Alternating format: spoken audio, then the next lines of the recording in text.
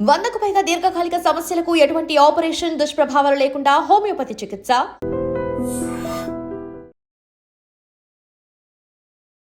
Welcome to I dream media. నేను Udayasri. Social మీడియాలో ఈ మధ్య కాలంలో ఆహారానికి సంబంధించి ఎవరికి తెలిసిన సలహాలు సూచనలు వాళ్ళు చేస్తూ ఉన్నారు.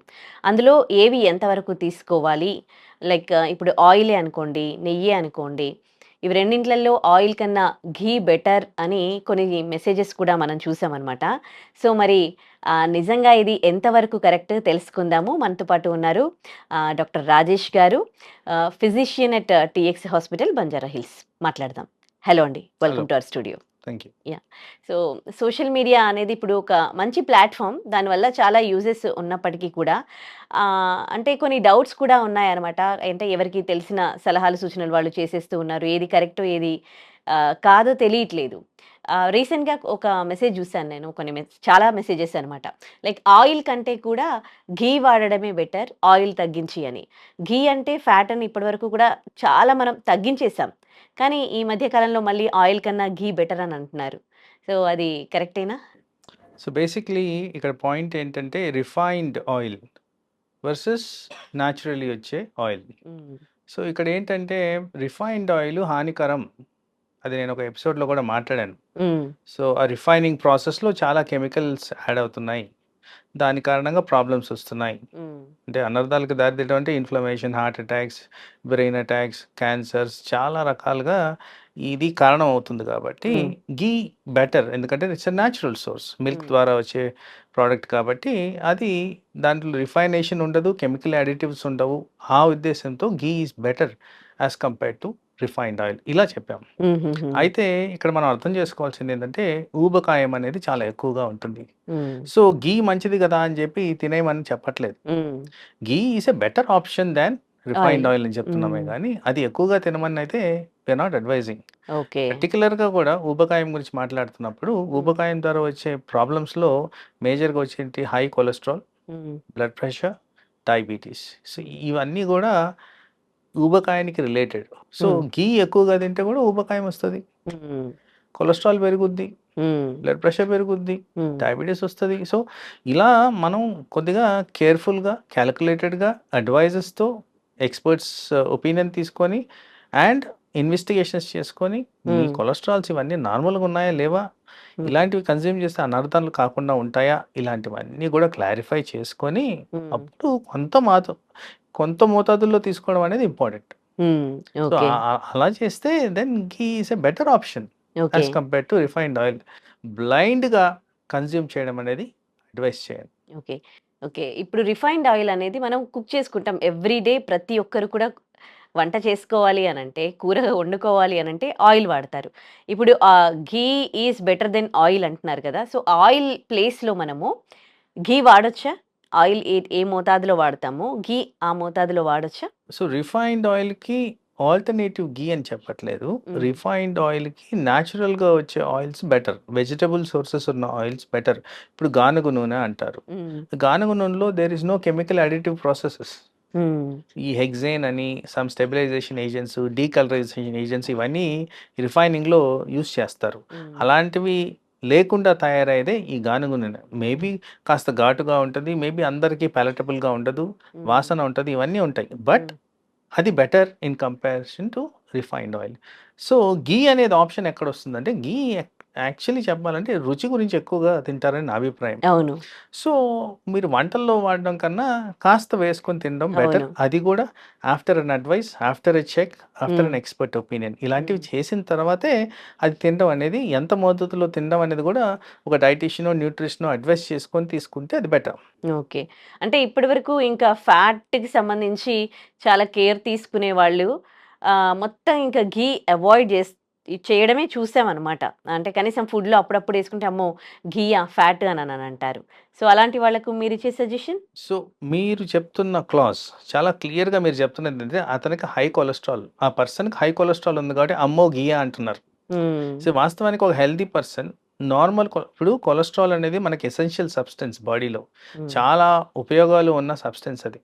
అది అన్నిటికీ అనర్థాలే కాదు, దానికి చాలా ఉపయోగాలు కూడా ఉన్నాయి. సో హార్మోన్స్, స్టెరాయిడ్స్ అన్ని తయారవుతాయి బాడీలో. వీటిలన్నిటి ద్వారా వచ్చేది కొలెస్ట్రాల్ ద్వారా. సో కొలెస్ట్రాల్ ఫార్మేషన్కి కొంత fatty acids are very important. So ఎవరికైతే అమ్మో గీయా నాకు ఎక్కువ వద్దంటే ఆ పర్సన్కి ఈధర్ ఊబకాయం అన్నా ఉండాలి, డయాబెటీస్ అన్నా ఉండాలి, బ్లడ్ ప్రెషర్ అన్నా ఉండాలి, ఆర్ హై కొలెస్ట్రాల్ అన్నా ఉండాలి. మరి ఇలా ఉన్నప్పుడు అవి కన్జ్యూమ్ చేయడం రాంగే కదా. సో అందుకోసం అంటున్నాను, మీరు అనలైజ్ చేసుకోండి మీ బ్లడ్ శాంపుల్స్లో ఎలా ఉంది, మీ రిస్క్ ఫ్యాక్టర్స్ ఏమున్నాయి, మీ డాక్టర్ గారు ఏం చెప్తున్నారు, మీ డైటీషియన్ ఏం చెప్తున్నారు, ఇవన్నీ కూడా చూసుకున్న తర్వాతే తినండి. అప్పుడు తింటే అది కరెక్ట్. ఈ కాలంలో ఎవరికంటే normal cholesterol after the age of 50? చాలా మందికి అబ్నార్మలే ఉంటుంది. అవును. ఎవరికి ఆఫ్టర్ ద ఏజ్ ఆఫ్ 50 ఏదో ఒక డయాబెటీస్ కానీ, హైపర్ టెన్షన్ కానీ, హై కొలెస్ట్రాల్ కానీ లేకుండా ఎవరికి ఉంది? సో ఇదంతా మనం మనసులో ఉంచుకొని ఆ విధంగా ప్రికాషనరీగా తీసుకుంటే ఇన్స్టెడ్ ఆఫ్ రిఫైన్డ్ ఆయిల్ ఈ ఆయిల్ బెటర్. ఓకే. ఇదొకటే కాదు, ఇంకా మనకి సబ్స్టిట్యూట్స్ కూడా చెప్తూ ఉంటారు.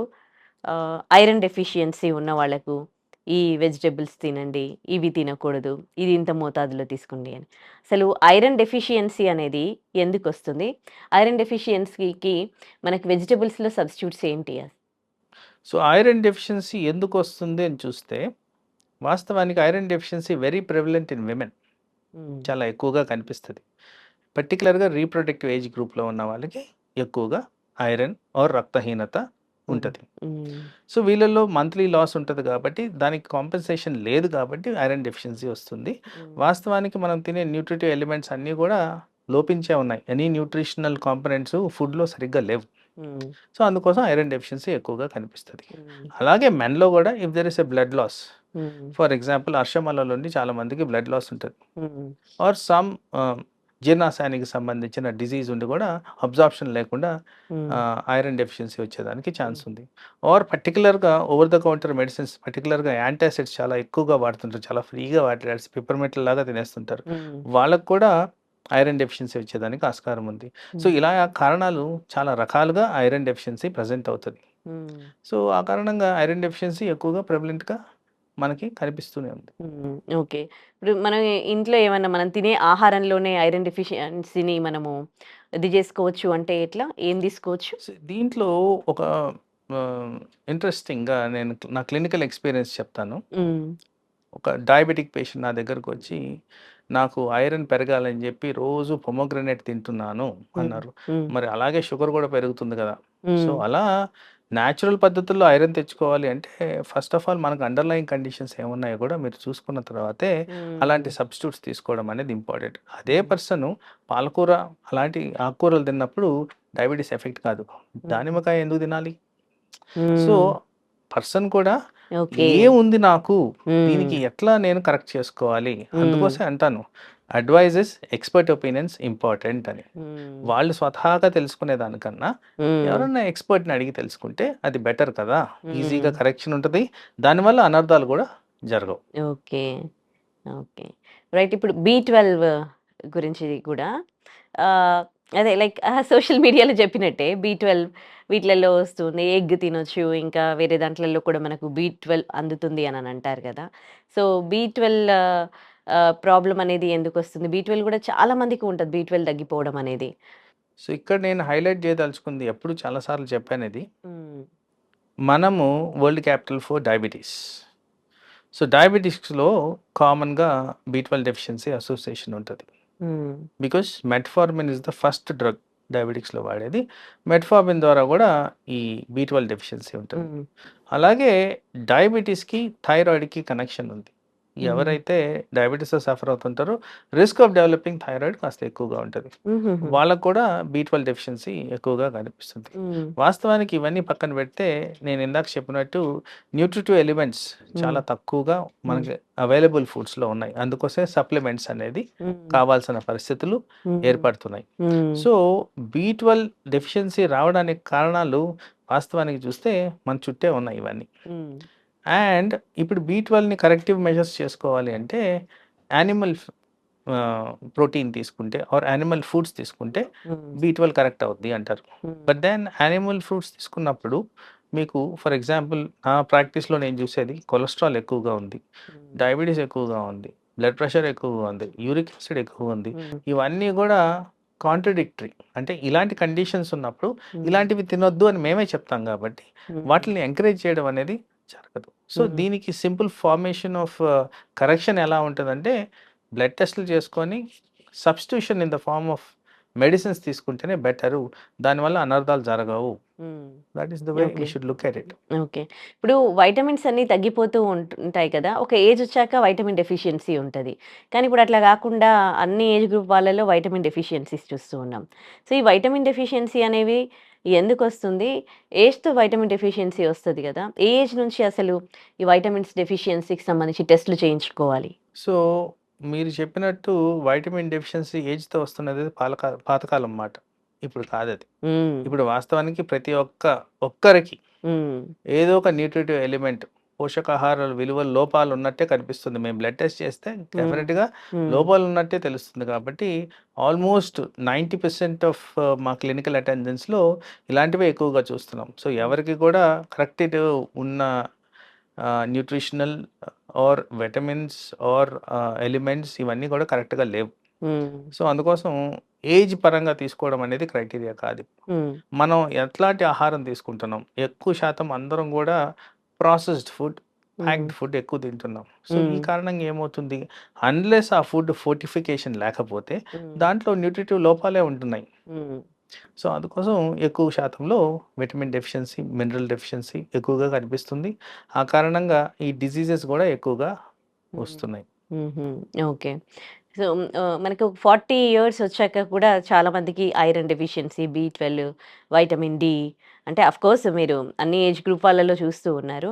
సో, వాళ్ళు ఎలాంటి సబ్‌స్టిట్యూట్స్ తీసుకుంటూ ఉంటారు కదా! మెడిసిన్స్, వైటమిన్ మెడిసిన్స్ తీసుకుంటూ ఉంటారు. అట్లా తీసుకోవచ్చా? అంటే అనలైజ్ చేసి ప్రతి ఒక్కటి ఏ కూడా లెవెల్‌కి ఏదైనా ఏ అనలైజ్ లెవెల్‌కి చేసి. ఉందది. హ్మ్. ఎందుకంటే ఇక్కడ మనం అర్థం చేసుకోవాల్సింది అధికంగా తీసుకున్నా కానీ అనర్థాలకు గురి చేస్తుంది. హ్మ్. సో టాక్సిటీ ఆఫ్ విటమిన్స్ కూడా ఉంది. సో దాన్ని మర్చిపోవద్దు. విటమిన్స్ ఒక లెవెల్‌కే తీసుకోవాలి. అందుకోసమే ఆల్వేస్ చెక్ అండ్ కరెక్ట్. అది కరెక్ట్. మనకి మార్కెట్‌లో వైటమిన్ టాబ్లెట్స్ దొరుకుతాయి. 35 దాటినాక మస్ట్‌గా సబ్‌స్టిట్యూట్స్ తీసుకోవాలి. బాడీకి అందవు అని అంటారు గదా! సో, దీనిపైన మీరేమంటారు? అది ఒక మార్కెటింగ్ జిమిక్. సో నేను చెప్తాను, ఫస్ట్ ఎవాల్యుయేషన్ చేసుకోండి. మీకు ఉందా లేదా? ఉన్నప్పుడు ఆ టార్గెటెడ్ విటమిన్ కరెక్ట్ చేసుకోండి. కానీ ఒక ఎన్‌మాస్ ఒక 10 రకాల విటమిన్‌లు వేసుకోమని నేను చెప్పను. సో ఏదైతే మీకు అవసరమో అది తీసుకోండి. ఏదైతే అవసరం లేదో డోంట్ యూజ్. మీరు తినే ఆహార పదార్థాలు బట్టి కూడా అది డిసైడ్ అవుతుంది. ఓకే. ఇప్పుడు మనకు ఐరన్ డెఫిషియన్సీ వచ్చిందనుకోండి, ఎట్లా తెలుస్తదంటే డైరెక్ట్ ఏమైనా కాగానే వెంటనే హాస్పిటల్‌కి వెళ్ళం గదా! సో, దాని సింప్టమ్స్ అనేవి ఉంటాయి కదా! ఎట్లా ఐడెంటిఫై చేసుకునేది? సో ఎలిమెంట్ ఆఫ్ సస్పిషన్ అనేది ఫస్ట్ ఉండాలి. సో ఐరన్ డెఫిషియన్సీ వస్తుంది అంటే అసలు మనకి ఎక్కడి నుంచన్నా బ్లడ్ లాస్ అవుతుందా? నేను ఇందాక చెప్పిన విధంగా ఐరన్ డెఫిషియన్సీ అనేది ఎలా వస్తుందంటే, ఒకటి అబ్జార్ప్షన్, రెండోది ఎలిమినేషన్, మూడోది అసిమిలేషన్. అసిమిలేషన్ అంటే లోపలికి ఎక్కడెక్కడ అవసరమో అక్కడికి వెళ్ళడం. ఓకేనా? సో ఈ 3 ఏరియాస్‌లో ఎక్కడ ప్రాబ్లమ్ ఉన్నా గానీ ఐరన్ డెఫిషియన్సీ వచ్చేదానికి ఆస్కారం ఉంది. సో దీన్ని కాస్త వివరించి చెప్పాలి అంటే, నేను ఇందాక చెప్పాను విమెన్ ఆఫ్ రిప్రొడక్టివ్ ఏజ్ చాలా మందికి బ్లడ్ లాస్ ఎక్కువగా ఉంటుంది. దానివల్ల ఐరన్ అనేది వెళ్ళిపోతుంది. అలాగే అర్షములలు, అలాగే జీర్ణాశయంలో వచ్చే ప్రాబ్లమ్స్ అంటే అబ్జార్ప్షన్ సరిగ్గా లేని వాళ్ళు.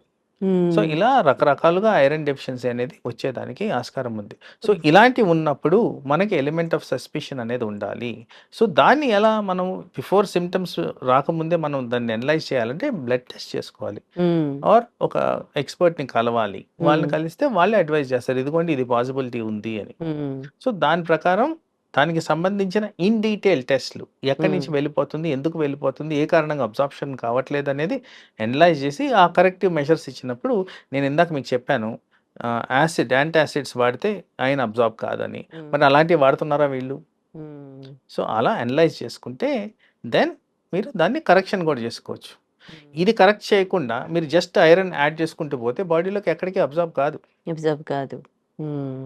Okay. Right. Thank you so much doctor గారు.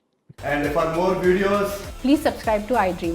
Please subscribe to iDream. Please subscribe iDream. And please subscribe to iDream. For more videos, subscribe to iDream. please like, share and subscribe to the channel. Congratulations, iDream.